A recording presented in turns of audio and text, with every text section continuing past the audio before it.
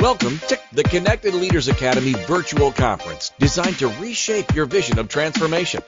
As we navigate the evolving business landscape, our speakers will unveil innovative strategies to manage and initiate change. Prepare to adapt, innovate, and lead, ensuring your role as a catalyst in this transformative era.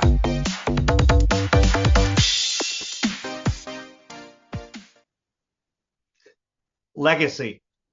I don't know about you, but that word can feel like something you just need to deal with later. After you sell the business, after the kids are grown, after life finally slows down.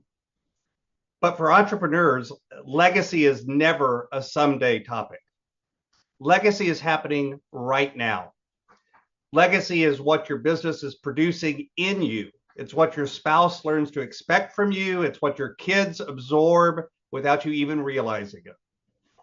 It's what your customers feel when they work with you. It's what your team experiences when the pressure hits. Legacy is not what you intend. Legacy is what you repeat. Today, I'm talking about fixing the belief to fix the legacy, because most entrepreneurs don't get stuck because they lack talent. They get stuck because something underneath the surface is driving their decisions. A belief system, a story, an inner script. And that script quietly shapes habits, and those habits shape results. And then those results become your legacy. Let me ground this with a real story that I share in my book, Inspired Living. It's about Peter and Allison. From the outside, things looked fine. Peter had a small business. His wife, Allison, was a nurse. He had clients. He was working hard. But underneath that, he was living in complete fear of losing even one client. He felt like an imposter. He was stuck in survival mode. His calling felt like it was on hold, and he wanted to reinvigorate his business and begin to make a real impact.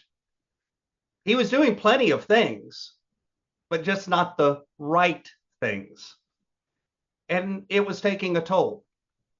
Not just on the business either, in the marriage, in the stress level at home, in Allison feeling like she had no choice but to pick up extra shifts, in the emotional weight they carried. And they finally reached a point where they looked at each other and said, "We can't do this by ourselves. We need help." And that sentence was a turning point, because it's the moment they stopped protecting their ego and started protecting their future instead. And that's what entrepreneurs face. They can have revenue, they can have everything going what looks like it's great, and still feel unstable. You can look successful and still feel one client away from panic and disaster. You can work nonstop and still feel like you're behind. And then you start believing things, quiet things, heavy things, things that sound like facts, but they're not facts. They're limiting beliefs. And limiting beliefs are often subconscious. They hide in those inner conversations. They show up as an inner critic. They say you'll fail. They say you can't succeed. They say you're not the kind of person that can figure this out. And if you don't challenge those beliefs, they start running your business. They start running your calendar. They start running your relationships. They start running your health. And they start writing your legacy for you. That's what limiting beliefs do. This isn't just about something that makes you feel bad. Instead, this is about beliefs that shape your decisions. They shape your actions. They shape your habits. And over time, they shape your results as well. And then those results begin to feel like proof. They begin to feel like, see, the belief is true. And the belief gets stronger. That's how people get trapped. Not usually by one big failure, but by a loop, a common pattern that we find with limiting beliefs. They often become what I call the 3 Ps: personal, permanent, and pervasive. Personal means it's me. I'm the problem. I'm the failure. Permanent means it will never change. This is just how it is. I'm not only the failure now, I'm always the failure, and I've always been the failure. And pervasive means it affects everything, not just a failure in business, but in my whole life, my relationships, a failure in everything I touch. And let's face it, that belief pattern is exhausting, and it creates a legacy that isn't the one you would choose. Peter's beliefs had started to work like that. He wasn't just dealing with business problems. He was fueling poor behavior and habits full of limiting beliefs. Don't get me wrong, he kept doing a lot. He was working hard, but often not doing the right things, because fear doesn't lead to clear priorities. Fear leads to reaction. Fear leads to busyness. Fear leads to avoidance, control. And at the end of the day, that all creates predictable results. More pressure, more confusion, more stress, less peace, less clarity, less progress. So here's the big idea. You don't fix this by trying harder. You fix this by going deeper. You fix the belief, then fix the habit, then build the system, and then repeat it long enough that the results begin to change. I'll give you a simple framework for building a legacy on purpose. 4 things, 4 frameworks, 4 ideas. Invest in yourself, invest in others, develop your influence, and impact the world. These are not just inspiring phrases, they're practical, they're measurable, they're a roadmap. Move 1, invest in yourself. For entrepreneurs, the first investment is not a new tool, it's not a new app, it's not another course. It's changing your inner script. It's changing what you believe, because feelings come from thoughts, thoughts drive actions, and actions produce results. And then those results reinforce the beliefs. You want a different result, you have to start upstream. Here's the key line. Belief creates action, and action creates belief. It's a feedback loop. That's why your inner script matters, and that's why your actions matter, because that inner script shapes your behavior before you even start to notice it, and then your actions reinforce that. I teach an exercise that is really simple, but it's powerful. You can do it now. Down the left-hand side of a sheet of paper, every time one of those limiting beliefs pops into your head, write it down. And on the right-hand side, convert that belief into an enabling truth.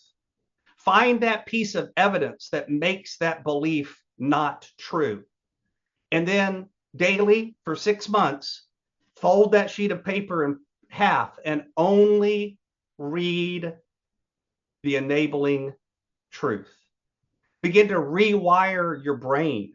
Begin to rewire what that inner voice says. Begin to change what the script defaults to when you're under pressure. And again, it's not about hype. It's not about lying to yourself. It's not about fake it till you make it or pretending. It's making it a true statement that leads to action. For example, if your limiting belief is, I'm terrible with money, maybe the enabling truth is, I can learn one small money skill at a time and I can practice it each week. Maybe if your limiting belief is, I always fail at consistency, I never follow through. Maybe the enabling truth is, I can build consistency by making the next step smaller and easier. A limiting belief, if I slow down, everything falls apart. Enabling truth, if everything falls apart when I slow down, maybe my system is the real problem, not my effort. That truth, those new statements, new beliefs begin to lead to action, and that leads to change. The second step, invest in others. A lot of entrepreneurs get trapped because they carry everything. They don't delegate, they don't build support, they don't reach out to others, they don't ask for help, and they think that's their strength. But truly, that creates a fragile business. For Peter, one of the greatest changes in his career was when he finally hired an assistant. That one decision broke that limiting belief that it all depends on him. And suddenly he realized it doesn't. And it doesn't for you either. And if you build your life like it does, your life will feel like a constant emergency. Investing in others looks like building a business that can breathe. Training, delegating, systems, processes, clear expectations, shared ownership and responsibility, healthy communication.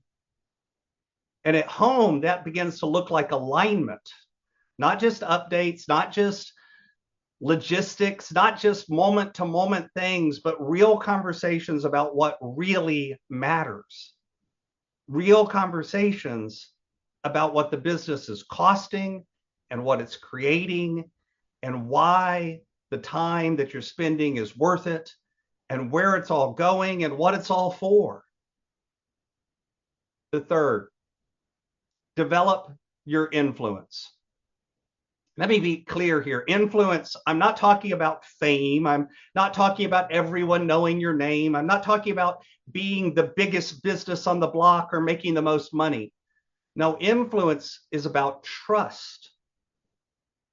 It's what happens when you show up day after day, consistently, and provide value. It's what happens when people know what you stand for. It's what happens when your behavior matches your words, when it's not just a mission statement that somebody pokes up on the wall or prints on the back of a badge. Instead, it's really what your business is and who you are. And those things are in alignment. And influence only grows through repetition. It only grows through consistency. It only grows through doing the same thing, the right thing, time after time after time, when people are watching and when no one's watching. And consistency and repetition means there has to be a process, there has to be a system. Here's a simple framework, a simple system that works in all areas of life, not just business, but you can apply it to business today. It goes like this: plan, execute, review, revise, repeat. That's plan, execute, review, revise, repeat. It might not be the sexiest sounding thing. It may not be the most glamorous sort of thing, but it's how you build consistency and stability. It's how you build improvement. See, real change doesn't usually happen by one sudden moment that just knocks everything out of the park. Real change happens by making small, incremental improvements over a long time. That's how you build improvement. That's how you build trust. It's just getting a little bit better every single day. And I'll be honest, most entrepreneurs are really good at planning, and many are pretty good at executing. But almost all of them that I've worked with are really bad at review, revise, and repeat. They never sit down to look at what are they doing and what's working, what's not. How do I make this better? What small change do I need to put in place? And then they have to do it again. They have to put that change in place, make a new plan, slightly different than the one before, and then execute, review, revise, and repeat again. And sometimes they find out that it didn't work. And other times they find out that it did. And that's the only way you build improvement. That's the only way you build stability and change. That's how you build trust. And remember, trust is the foundation of influence. It's not just about other people trusting you. It's also about you trusting yourself. It's about you having the confidence to recognize, hey, those limiting beliefs that I had, maybe they're not all true after all. And the fourth step, the fourth part, impact the world. This is what's interesting. This is a natural benefit of doing the first three. Impact is what influence becomes when it serves something bigger than your ego. When it's no longer about being the best or being the richest or being the flashiest or driving the nicest car, but where it's really about your time, your talent, and your treasures lining up with your calling. When it's about being the person that you're supposed to be all of the time, not just in business, but at home. Everything that you do, everything that you think, every move that you make is in alignment with that calling. When that happens, that's impact. And when I say impact the world, don't mean and don't hear that you have to touch everyone. It's about making change for those people that are right there around you. And for entrepreneurs, impact often starts really close at home. Not just your customers, not just your team, but with people like your spouse, your kids, your customers, your team, your community. Impact shows up in how you handle your money. Believe it or not, money is not math. Money is not just numbers. Money is not just a bunch of things on your P&L. Money is a reflection of your values. Money is a reflection of your fears. Money is a reflection of your hope. Money is a reflection of your faith. And your legacy includes how you steward everything that flows through your hands. And that shows up in your money as well. Let me circle back to Peter and Allison that I started this story with. Truth is, their story didn't begin to change because they got some sort of magic new strategy. It changed because they began to change their belief underneath the behavior. They began to build better systems. And then they stayed in that process day after day after day after day. And over time, things shifted. That business that Peter ran, it improved its revenue and its profit. And by the way, improving revenue but not improving profit, a lot of times just means more work and nothing to show for it. But out of this, they reduced their stress level. They began to communicate better. They began to create options and stability. They completely changed their trajectory. Allison no longer felt like she had to work extra shifts. What's funny is all of a sudden her job came more alive for her too. She was stressed out and wanting to quit. And now she's like, wait, this isn't so bad after all. And she began to work and be happier that way too. Their relationship with their kids changed. They paid off their house. They hit all sorts of goals. And in doing all of that, their calling began to become more real, not less. So here is the truth. With all of that, it's not about making the sudden change. It's not about fixing everything in one fell swoop. It's not about stepping out and just jumping off the cliff and making the wings as you fall down. No, building a legacy is really about building beliefs that you can live into day in and day out. It's about making sustainable change. It's about making it something that becomes your new truth. See, belief is insidious. Belief shows up whether you want it to or not. And it changes through action. It changes through building new habits. It changes by slowly reprogramming your mind to believe a new truth.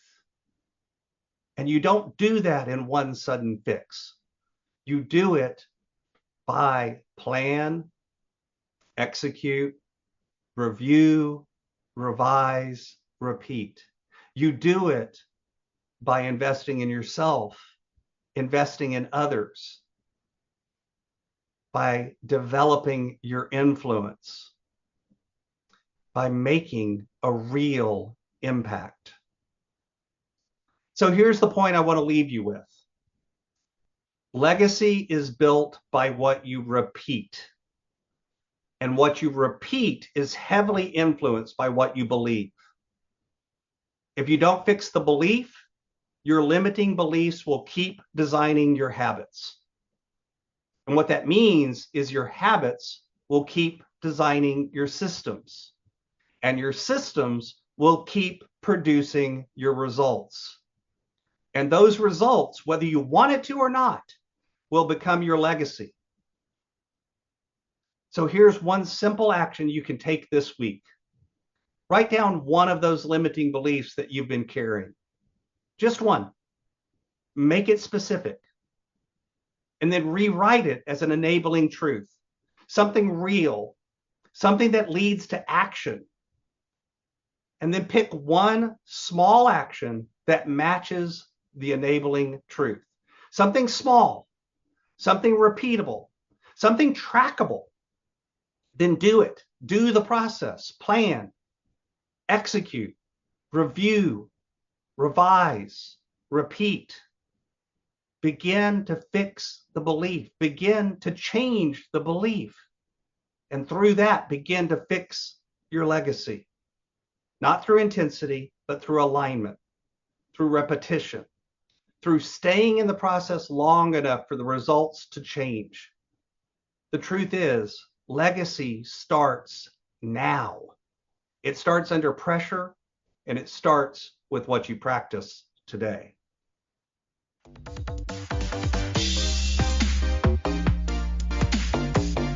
Thank you for participating in today's enlightening session. As we transition to our next expert, remember that each strategy and insight is a step toward becoming a transformative leader in your field. Visit connectedleadersacademy.com to stay engaged and informed. The journey of change is ongoing. Let's move forward together.